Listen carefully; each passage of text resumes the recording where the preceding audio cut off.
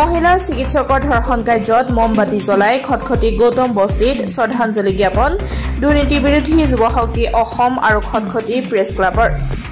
সোমবাৰে সন্ধিয়া প্ৰায় 7 মান বজাত দেহ কপোৱা কলিকতাৰ এগৰাকী মহিলা চিকিৎসকক প্ৰায় 18-20 জনীয়া নৰপিশাচৰ দলে দলবদ্ধভাৱে বলপূৰ্বক হত্যা কৰা ঘটনাক লৈ খটখটি গৌতম বস্তিত মমবাতি জ্বলাই প্ৰতিবাদ সাব্যস্ত কৰাৰ লগতে শ্ৰদ্ধাঞ্জলি জ্ঞাপন কৰে দুৰ্নীতি বিৰোধী যুৱ শক্তি অসম কাৰ্বি আলং জিলা সমিতি আৰু খটখটি প্ৰেছ ক্লাবে দুটা সংগঠনৰ নেতাসকলে ধৰ্ষণকাৰী দলটোক শীঘ্ৰে গ্ৰেপ্তাৰ কৰি দৃষ্টান্তমূলক শাস্তিৰ দাবী জনায় তদুপৰি চৰকাৰক মহিলাৰ নিৰাপত্তা সুনিশ্চিত কৰাৰ বাবেও দাবী জনায় সংগঠনটোৰ নেতাসকলে লাহৰিজনৰ পৰা মইনুল হুছেইন উজাৰ ৰিপৰ্ট পাব্লিক টিভি অসম পোনপ্ৰথমে আপোনাৰ আমি ক'ব খুজিছোঁ যে দুৰ্নীতি বিৰোধী যুৱ শক্তি অসম আৰু খটখটি প্ৰেছ ক্লাবৰ উদ্যোগত আজি আমি মৌননীতা দেৱনাথৰ শ্ৰদ্ধাঞ্জলি আৰু তেওঁৰ পৰিয়ালবৰ্গলৈ সমবেদনা জ্ঞাপন কৰিছোঁ আৰু আচলতে আমি ক'ব খুজিছোঁ যে ভাৰতবৰ্ষৰ চৰকাৰ আৰু কেন্দ্ৰীয় চৰকাৰ আৰু লগতে ক'ব খুজিছোঁ যে এই প্ৰত্যেক আপোনাৰ সময়তে আপোনাৰ এনেধৰণৰ দুৰ্ঘটনা যিটো ধৰণৰ দুৰ্ঘটনা কলকাতাত হৈছে ইতিমধ্যে আমি খবৰ পাইছোঁ হৈছে কিন্তু এতিয়ালৈকে দেখা পোৱা গৈছে যে দোষী যেনেধৰণৰ আপোনাৰ শাস্তি দোষীক যেনেধৰণৰ গ্ৰেপ্তাৰ কৰিব লাগিছিলে এতিয়ালৈকে কিন্তু এটা না দুটাকে আমি গ্ৰেপ্তাৰ কৰা ইতিমধ্যে সংবাদ মাধ্যমৰ জৰিয়তে আমি দেখা পোৱা গৈছে তেওঁ আপোনাৰ 18টাকৈ ব্যক্তি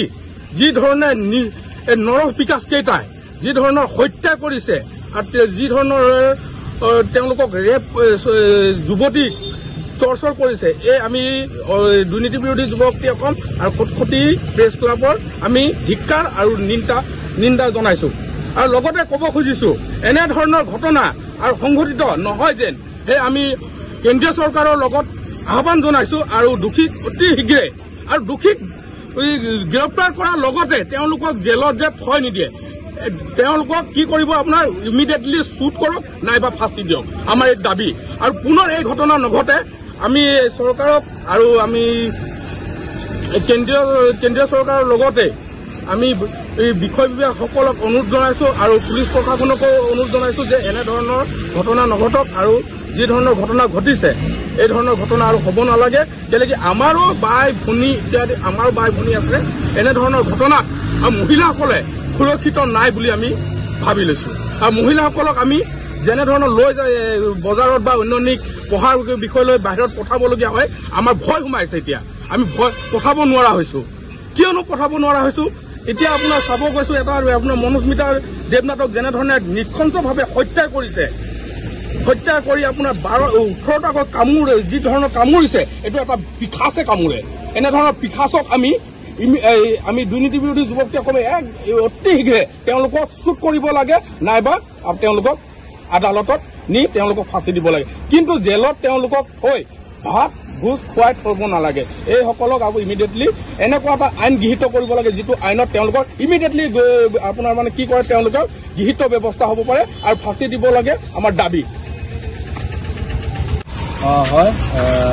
যেহেতু আজি আমি খটখটি প্ৰেছ ক্লাব আৰু এটি corruption youth power of Assam Karbi Anglong district committee আমি দুটা সংগঠন মিলি আজি খটখটি গৌতম বস্তিত 4 লাইন